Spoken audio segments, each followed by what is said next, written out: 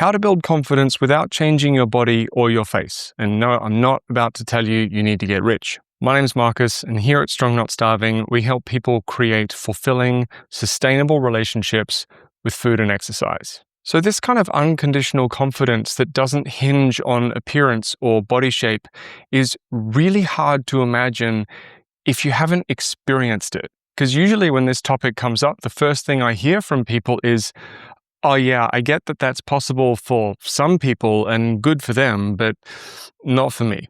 I couldn't do it. But I want to just hit pause on that for a second. Because yeah, it is hard to conceptualize it, but it's hard to conceptualize and imagine a lot of things before we actually experience them. And today, I'm stoked to say that we are joined by my Strong Not Starving community co-conspirator, Annabelle. Annabelle is an incredible mindset coach who's extremely dedicated to helping people build better relationships with food, while creating security and confidence without that hinging on changing your body shape or appearance. For 15 years, she struggled with eating disorders, yo-yo dieting, low self-esteem, and body image before turning all that around in the most spectacular way. And I'm super happy to say that the Strong Not Starving podcast was one of the resources that she leaned on during her journey. She eventually reached out to me about a collaboration, which led to her working as an editor for this channel. And that work led us to begin creating the Strong Not Starving community,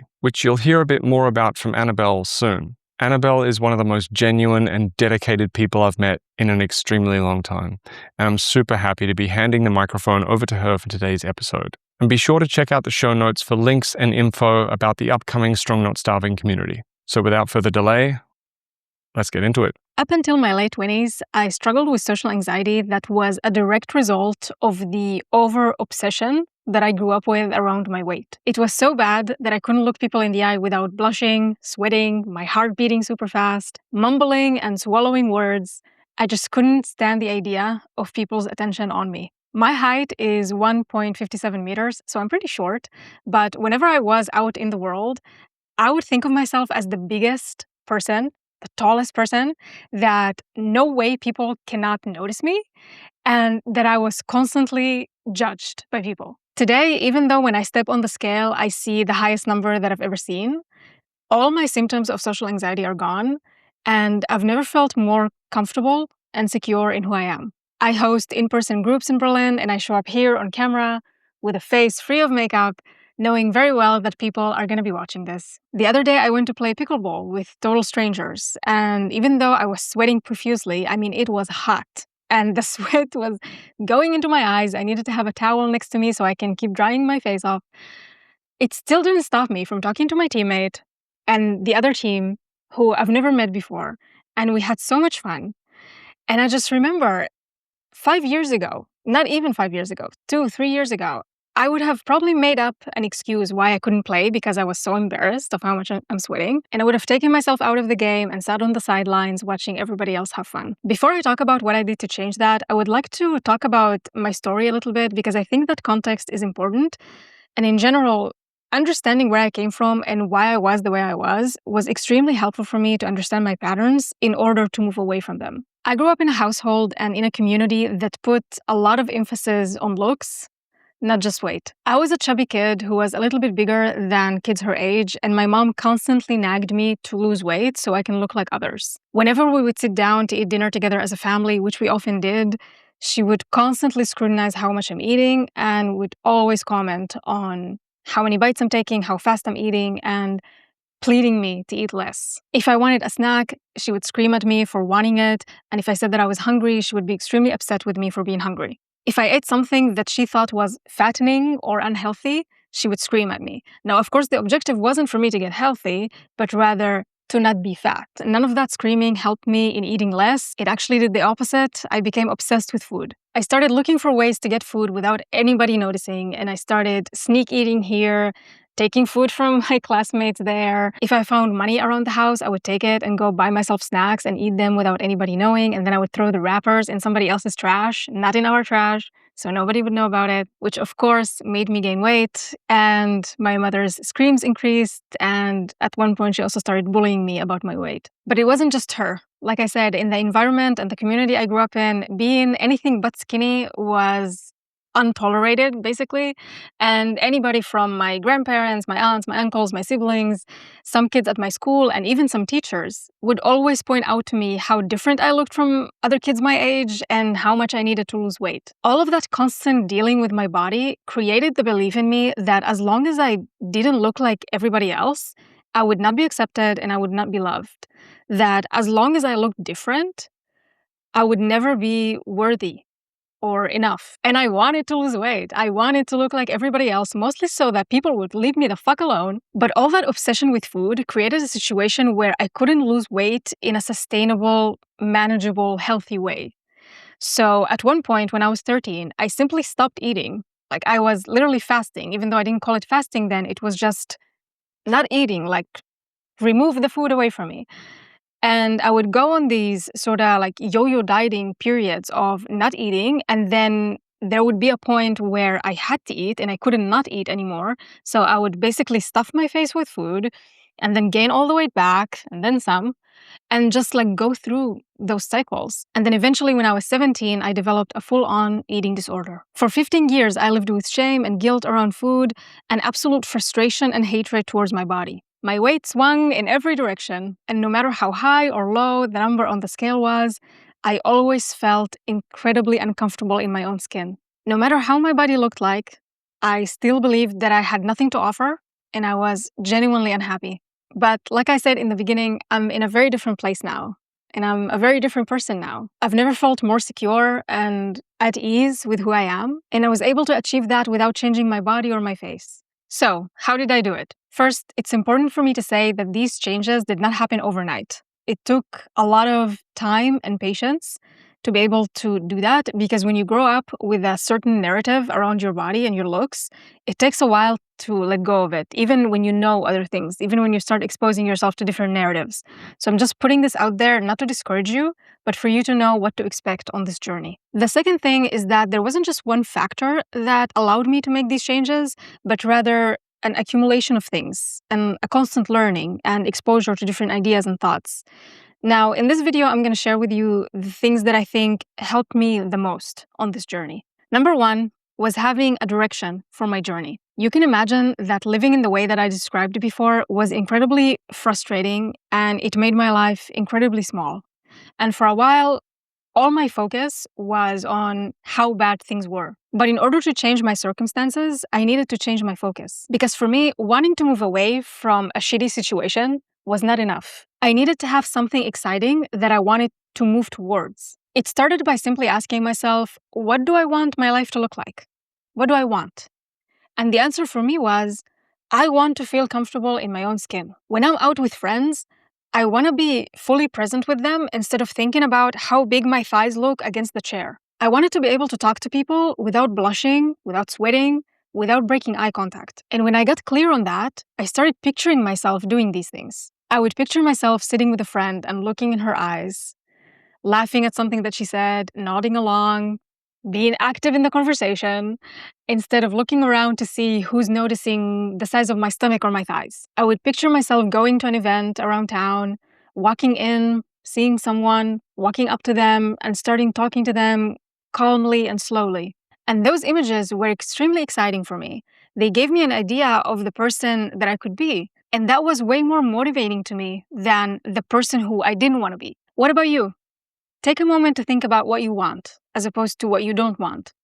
What does that look like? Number two, getting curious about myself and others instead of judgmental. When you grow up in an environment or you live with someone who constantly scrutinizes what you do, constantly comments on what you're doing and how you're behaving and giving you remarks and their opinions and their ideas, what they say, no matter how much you try to ignore it, will eventually seep into your subconscious, and their ideas will become your ideas. You will start seeing yourself the way they see you and the way they see other people in the world. You will start labeling yourself and your actions the way they label you. So for me, for example, it was, if I ate less, then I was being good. If I asked for seconds, I was being bad.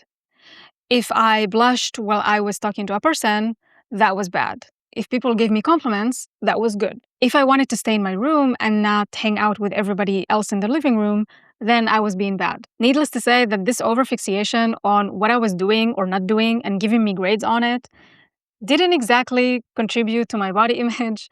And in general, it didn't impact my life in any positive way. If anything, it kept my life incredibly small and divided into black and white. So to move away from that, I started looking beyond the labels and started getting curious about myself in order to understand myself better. This was, for example, very helpful in dealing with my social anxiety. So instead of saying to myself, oh my God, I blushed again, I'm so stupid, I started asking myself, I wonder what happened that made me blush. Why did I blush when I was talking to this person, but not when I was talking to that person? What thoughts come up when I'm blushing? And then I realized that there was a narrative and a story that I had in my head that I was assigning to people and to myself. If people looked at me for too long, I was convinced that they were thinking something negatively about me.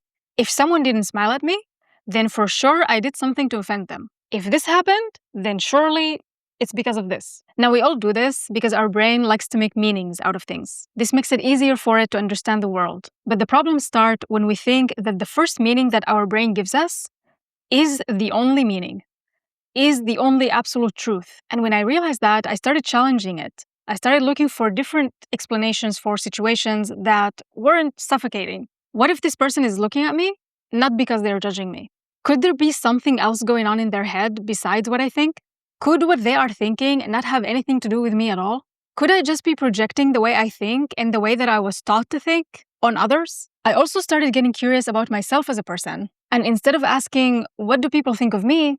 I started asking, what do I think of myself? If I saw someone behaving the way I'm behaving, would I like it? And if I realized that no, then what I could do to change that? Am I keeping the promises that I made for myself? I realized that the most important thing when it comes to confidence and feeling secure in my body is not what people think of me, is what I think of myself in terms of how I'm showing up in the world. One of the hardest things for me when I was struggling with my eating disorder is knowing that I was behaving in ways that went against my value of being healthy. I was dealing with my emotions in ways that were disruptive, and I didn't like that about myself. And because my eating disorder would take so much of my time and energy, I would not follow through on things that I would say that I would do.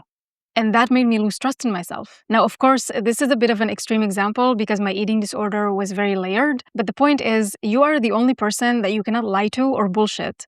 So even when you're showing the world a certain persona, you know how you're showing up in the world. And when you're showing up in a way that you're proud of, in a way that goes with your values instead of against them, that has a huge impact on building your confidence, no matter how you look like.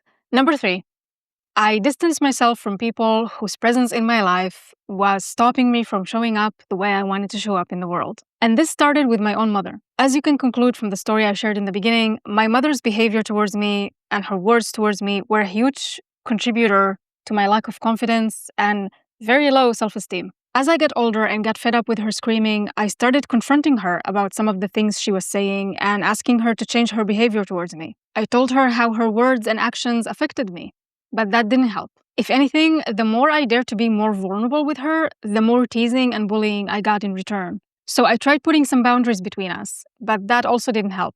It actually made the conflict worse.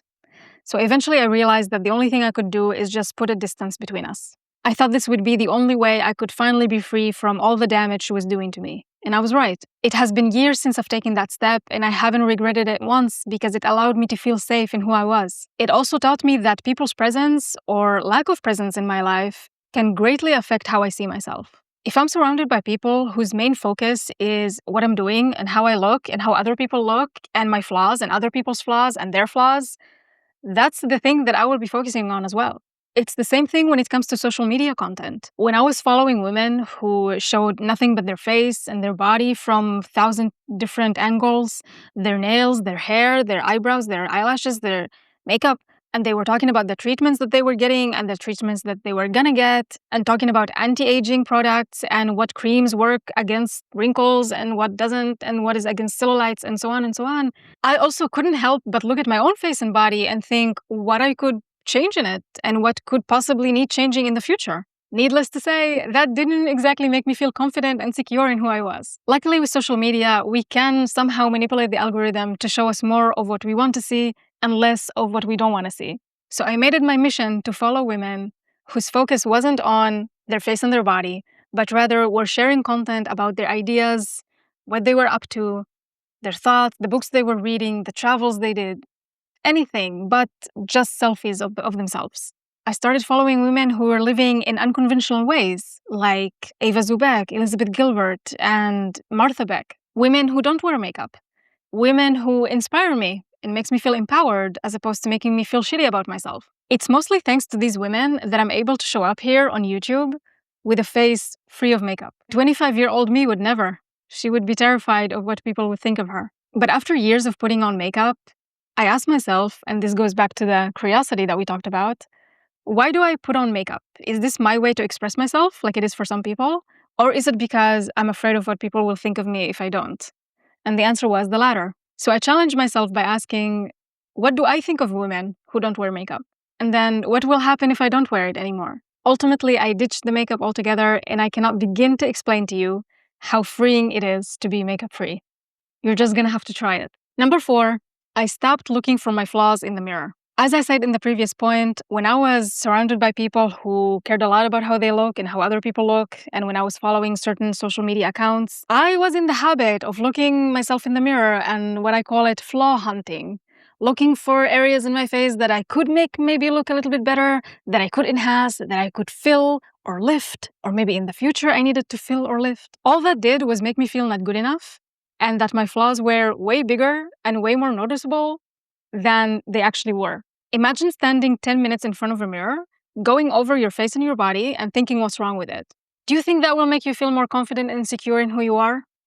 Probably not. So at one point I asked myself, what is the point in all of this? Why am I wasting so much of my time looking over these things? Will I actually do any procedures to change the way my face looks or change my body?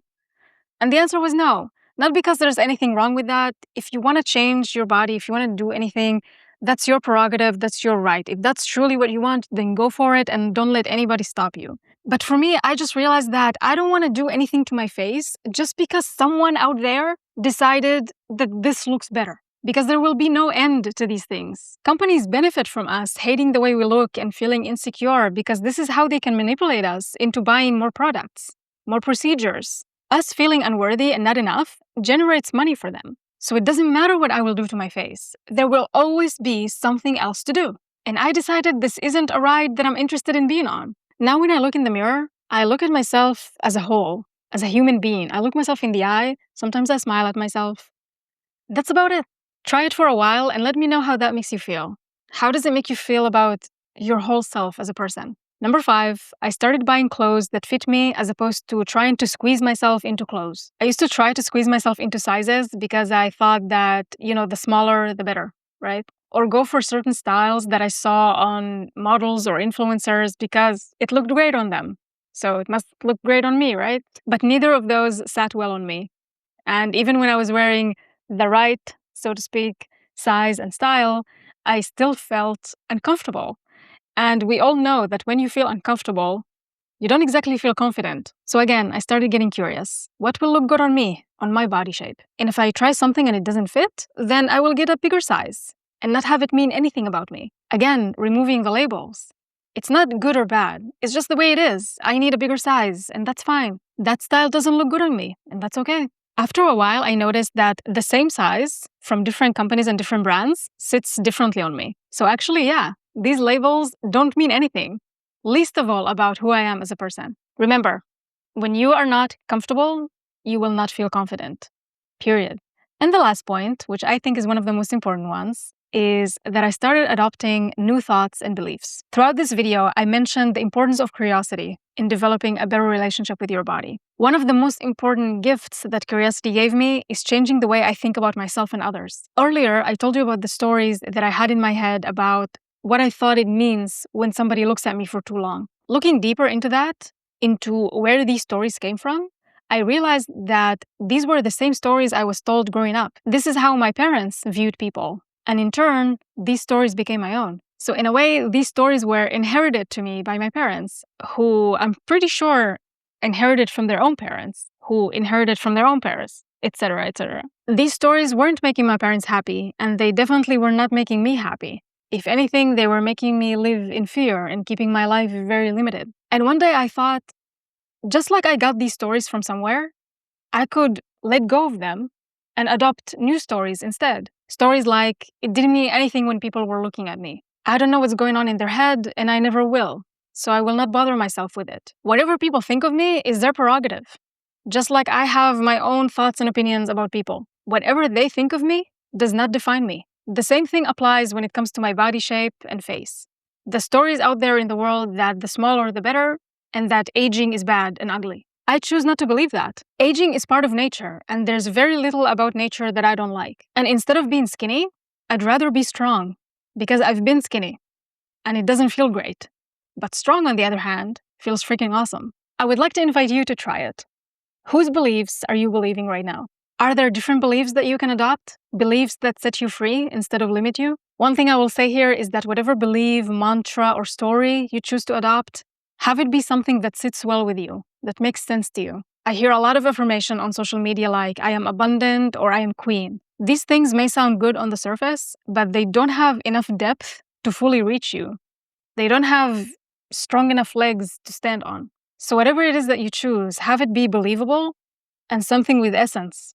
For example, I am so much more than just my body. Some people will at some point judge me, and I choose not to let that stop me from living my life to the fullest. I can never control whether people will like me or not.